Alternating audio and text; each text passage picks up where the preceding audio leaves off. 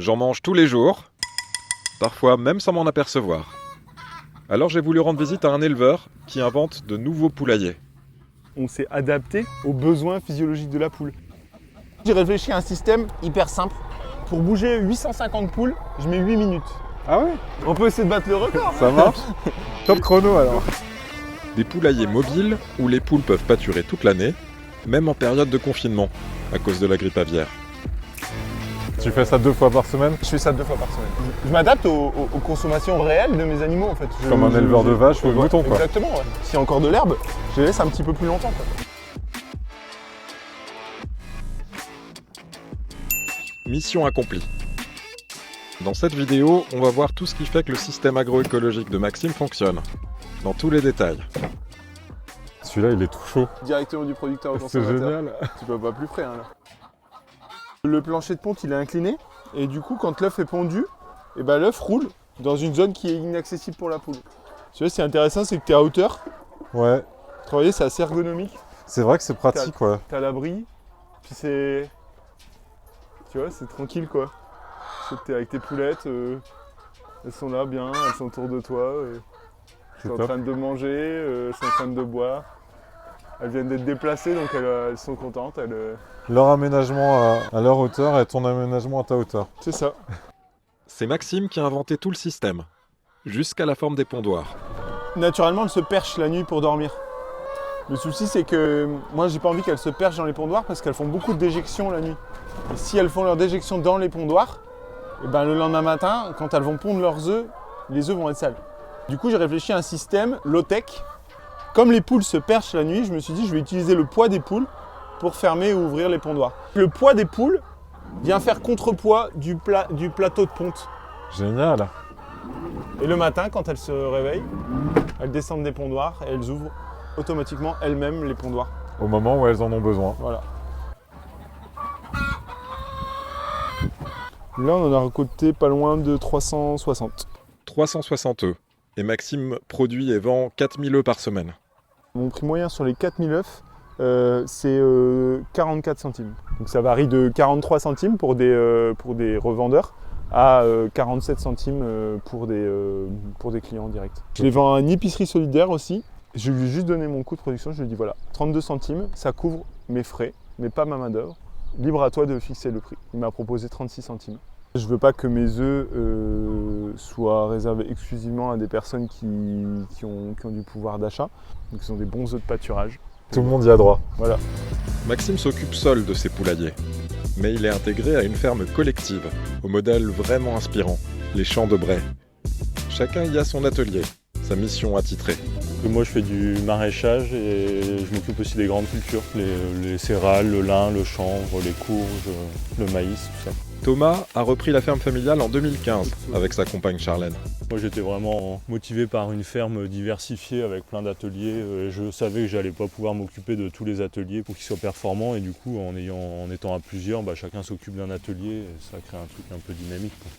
Rapidement, ils ont été rejoints par la sœur de Thomas, Émilie, et son compagnon Michael.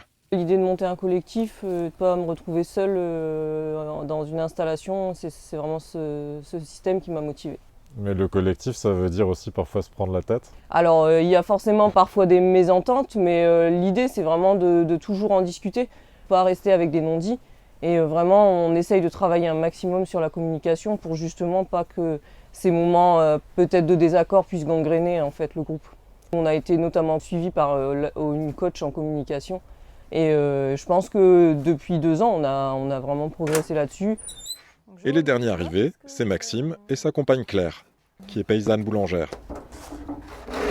C'est quand même un challenge parce que entre être ami et être associé, il faut pouvoir le faire. Ça perdure. Et la cantine est quand même beaucoup plus conviviale que dans une entreprise classique. On est 3 couples, donc on a un week-end d'astreinte toutes les 3 semaines. Avec le système de poulailler que j'ai développé, je peux partir en week-end, vendredi soir, et rentrer tranquillement le lundi matin pour aller travailler, quoi. Je me dis que cette ferme collective est un modèle qui correspondrait assez bien à pas mal de futurs agriculteurs et agricultrices. Qu'est-ce que vous en pensez? Écrivez-le moi en commentaire. Il y a une partie de la production du collectif qui est vendue ici en direct dans un magasin basé sur la confiance. C'est ouvert à tout le monde, on rentre comme ça sans clé, on se sert, et après, on paye. Je trouve ça génial. Il paraît que ça marche bien, il n'y a pas eu un seul vol, m'a dit Maxime. Je sais pas vous, mais moi, j'adore le concept. J'ai passé une tête aux journées portes ouvertes de la ferme pour rencontrer celles et ceux qui y font leurs courses. Qu'est-ce que t'as pensé, Sophie, la première fois que tu as fait tes courses ici, dans cette boutique basée sur la confiance? J'ai pensé qu'ils allaient se faire arnaquer, mais finalement ça a l'air de bien fonctionner. Et puis en plus, les légumes ils sont toujours bien présentés et bien propres. Et du coup, les gens se servent en quantité, mais pas non plus. Il n'y a pas l'air d'avoir trop d'abus, même sur les fraises, pour le coup. Vous faites vos courses ici à la ferme des Champs de Bray? Assez régulièrement. Ouais. Ils ont effectivement une pratique assez respectueuse de l'environnement. C'est pas très loin de chez nous. Ça, et en plus, comme c'est bon, du coup, on revient. Souvent, l'écologie, ça paraît régressif, enfin, dans le confort, etc. Et finalement, c'est plus confortable qu'un supermarché parce qu'en fait, on peut venir pendant 24 heures, en fait. Donc, en fait, si on a besoin d'œufs ou de légumes à minuit, à 3 heures du mat, on peut venir et aller en acheter. Donc, ça nous est jamais arrivé, mais c'est vrai que le fait que ce soit possible, je trouve ça assez cool. Voilà. Revenons à nos poules. C'est quoi exactement l'avantage d'un poulailler mobile? C'est ton premier poulailler. Ouais. Une remorque, quoi. Un ancien épandeur à fumier. Ok. Que t'as transformé, que toi? J'ai modifié, ouais. Mais ça ressemble au système que tu peux acheter dans le commerce. Ouais, tout à fait. Ouais, carrément. Et pourquoi t'as décidé de changer de système par rapport à la remorque? Grippe aviaire. Avec ce système-là, comment tu fais quand il y a le confinement? Ce système-là, c'est fait pour qu'elles dorment et qu'elles pondent, et tout le reste du temps, elles sont dehors, en fait. Et puis, je récoltais les œufs ici, quoi. Voilà, hop. Un petit vestige. Un vestige de... Ouais, il fonctionne super bien, ce poulailler. Hein. Mais il marche pas avec la grippe aviaire. Non. Dans le nouveau système de Maxime, les poules sont dans la prairie, mais confinées sous leur volière. Tu sais, il y a du piquage dans les élevages. Je sais pas si Elles se piquent le plumage. Ouais. T'as déjà entendu parler de ça? Bah, je l'ai vu aussi, ouais. Ici, zéro. C'est vrai que là, quand on les regarde, on a vraiment l'impression d'avoir affaire à des oiseaux. C'est pas volé, certes, mais un oiseau dans le milieu naturel. Elle fouille dans l'herbe. Elle mange des petits insectes. Elle se fait des bains de poussière. Elle. Pour se protéger, Elle fait rentrer plein de terre dans son plumage et ça permet d'éliminer les parasites. Quand je repense à la feuille A4, qui est à peu près la surface sur laquelle on élève une poule dans un élevage classique conventionnel en ce moment, que je vois ça, il y a vraiment deux mondes entre ton élevage et l'élevage standard français, européen. Est-ce que tu penses que ton type d'élevage, tel que tu l'as conçu, ce serait généralisable? Est-ce qu'on pourrait se nourrir d'œufs pondus par des poules comme ça, dans toute la France, dans toute l'Europe? En fait, c'est une question de volonté, quoi. Techniquement, bien sûr que oui.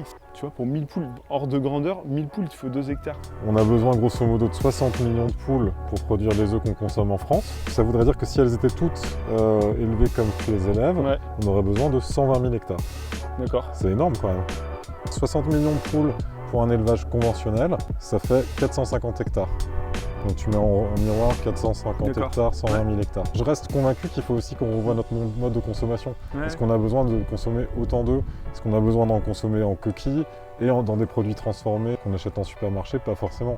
Moi j'ai envie de dire, faut qu'on consomme plus d'œufs. Alors, pas parce que je suis producteur d'œufs. Plus que 60 millions d'œufs? Bah ouais, parce qu'en fait, c'est une bonne alternative aux protéines, à d'autres protéines animales. De toutes les sources de protéines animales terrestres, c'est bien la poule pondeuse qui a le meilleur bilan carbone et qui utilise le moins de ressources naturelles.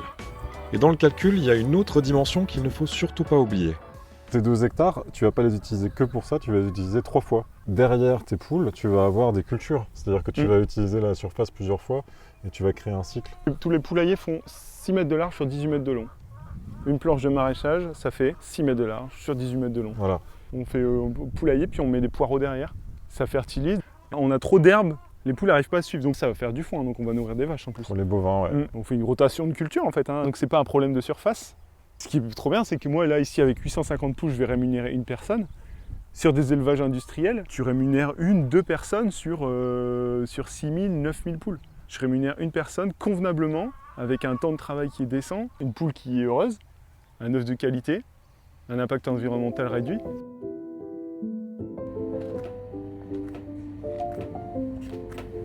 Vous le savez, mais quand il y a marqué 0 au début du code, c'est que c'est bio, et chez Maxime, c'est en plus œuf de pâturage.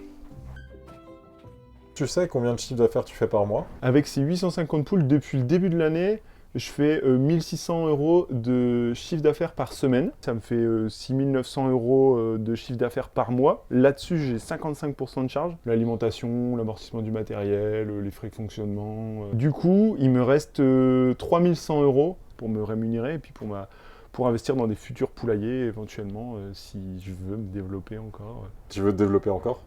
L'objectif initial, c'était 1000 poules. Donc je suis à 850 pour l'instant. Donc, et j'ai de la demande. J'ai vraiment de la demande. Pour l'instant, j'ai de la liste d'attente sur les œufs. Donc pourquoi pas.